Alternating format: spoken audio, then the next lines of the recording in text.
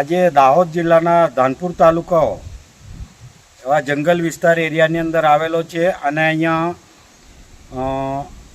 ધાનપુર તાલુકાના જે પત્રકાર એકતા પરિષદના સંગઠન માળખાની આજે સર્વસંમતિથી ધાનપુર તાલુકાના 17 થી 18 જેટલા પત્રકારો ભેળા થઈ અને પત્રકાર એકતા પરિષદ સંગઠનના પ્રમુખ અને ઉપપ્રમુખની નિમણૂક કરવામાં આવી।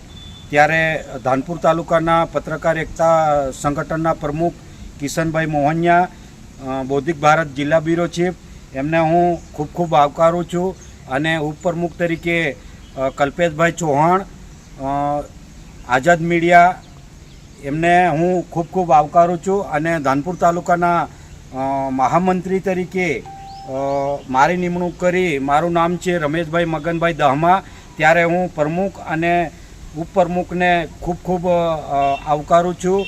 મને મહામંત્રી તરીકેની જવાબદારી સોંપી છે ત્યારે મહામંત્રીનું ફરજ આવે છે કે સંગઠન માળખું તૈયાર કરવું, મજબૂતીથી મહામંત્રીનું કામ હોય છે।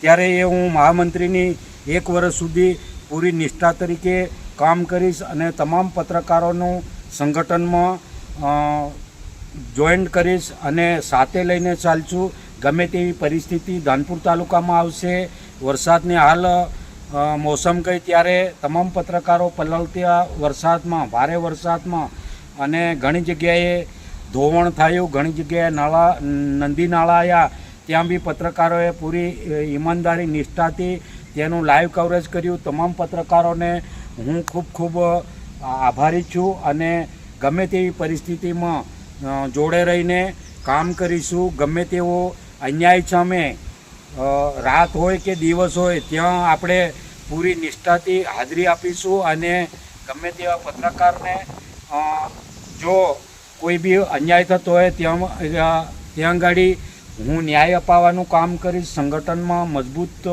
મજબૂતીનું કામ કરીશ।